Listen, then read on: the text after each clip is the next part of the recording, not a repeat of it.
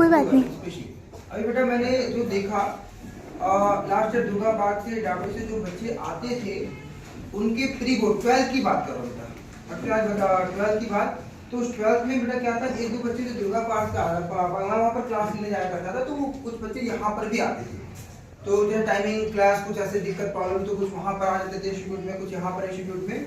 तो बेटा उसमें ना कुछ बच्चों के मार्क्स आए थे, जैसे कि एक दो बच्चे ऐसे थे जैसे 80 नंबर का पेपर था प्री बोर्ड।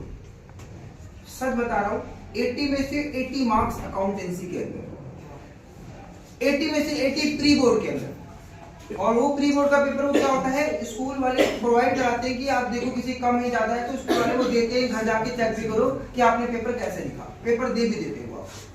मैंने उन बच्चों का पेपर देखा है बेटा, मैंने उन बच्चों को मंगाया है, इवन सारी क्लास में वो पेपर मैंने दिखाया है। जब बच्चे के अकाउंट्स में बेटा 80 में से 80 आ रहा है।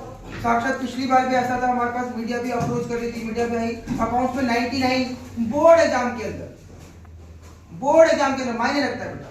तो बेटा मैं सिंपली बता रहा हूँ, मैंने बच्चों का पेपर देखा प्री बोर्ड का, बच्चे ऐसा क्या होते हैं, कुछ नहीं, वो बस बोलते हैं, जैसे मैम ने भी बताया कि बस प्रैक्टिस करनी है आपको अच्छे से। अगर आप रेगुलर प्रैक्टिस कर रहे हैं, जैसे आज भी आप प्रैक्टिस करके 50-55 क्वेश्चन आपको डाल रखा था, बहुत अच्छा आप जवाब दे रहे थे। अगर आप पढ़ेंगे ना रेगुलरली ऐसे, आपको बहुत आसान लगेगी चीजें। तो मैंने उनका पेपर देखा बेटा, ऐसे लिखा हुआ था, देखो ऐसे वो ये लिखते थे आंसर नंबर, प्लीज ध्यान देना, आंसर नंबर उन्होंने लिखा है, क्वेश्चन नंबर 1 है, ये बिल्कुल अच्छे से लिख देते थे, आंसर नंबर 1 ये। और इस प्रकार से थ्योरी बता रहा हूँ, थ्योरिकल भी मैंने देखा तो प्रैक्टिकल भी देखा। और अगर ए पार्ट किया तो ए पार्ट बड़ा सुंदर सुंदर यहाँ पर ए पार्ट किया हुआ है, ए पार्ट किया, और फिर बी पार्ट किया, एक लाइन छोड़ के गैप लिखा हुआ है, गैप है, बहुत अच्छे से ये लिखा हुआ है, और ये लिखा हुआ है बहुत अच्छे से।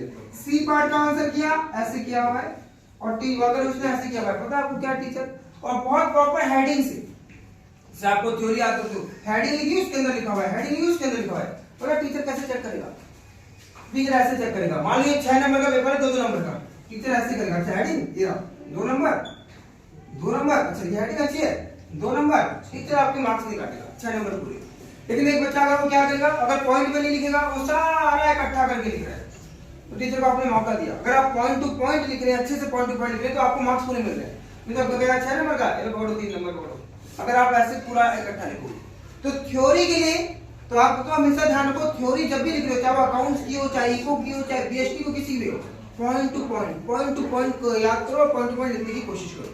मैंने देखा है बेटा उनका पेपर कैसे पेपर करते हैं, बिल्कुल मार्क्स ऐसे 6 number 2 number 2 number 1 number 1 number काटता नहीं टीचर। ये तो थ्योरी की बात होगी। प्रैक्टिकली प्रेजेंटेशन बहुत अच्छी होनी चाहिए। आप जब अकाउंट बनाते हैं, जब आप अकाउंट बनाते हैं तो आप प्रॉपर फॉर्मेट आपका बना हुआ है, कई बच्चे लाइन डाल दें, आपका डेट पर्टिकुलर अमाउंट पूरा अच्छे से फॉर्मेट बना हुआ है, इसके ऊपर आप हमेशा, मैं देखो राउंड मारता हूँ आपको हमेशा, जब चेक करता हूँ राउंड मारता हूँ, अकाउंट क्यों नहीं लिखा आपने नाम, प्रॉपर अकाउंट का नाम लिखा होता है, प्रॉपर अच्छे से आप बनाते हो, क्वेश्चन अगला करते हो, कटिंग साफ सुथरा होना चाहिए आपका काम। अगर आपका काम बहुत साफ सुथरा बिल्कुल अच्छे से नीट एंड क्लीन है बेटा, तो मार्क्स बहुत आसानी से मिलते चले जाएंगे। एक बात का तो ये ध्यान रखो, सुना रही मेरी बात, तो आपको एक तो ये ध्यान रखना है, नीट एंड क्लीन पेपर करें अच्छे से। तो ये बेटा आपको पेपर के बारे में सारी चीजें बताया जा रहा है हर बार, तो हमें ज्यादा बातें ना करते हुए थोड़ी सी बातें अब ये और करूंगा कि सर क्या today is my last class, बच्चों का ऐसा ही बन मारा हो बेटा। पहले मेरी बात ध्यान से सुन लेना, आज आपका जैसे अभी 15 को आपका इको का पेपर है बेटा,